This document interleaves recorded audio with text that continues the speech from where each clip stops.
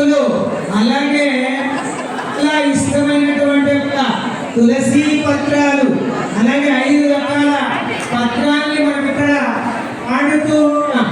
5 రకాల పత్రుల్ని వాడుతూ ఉన్నాం. రకరకాలైనటువంటి పుష్పాల్ని, కొన్ని పుష్పాల్ని మాత్రమే ధరించి మీరు ఇక్కడ గమనించాలి. విష్ణువుకి ఏది ప్రీతికరమైనయో వాటినే వాడుతూ ఉన్నాం.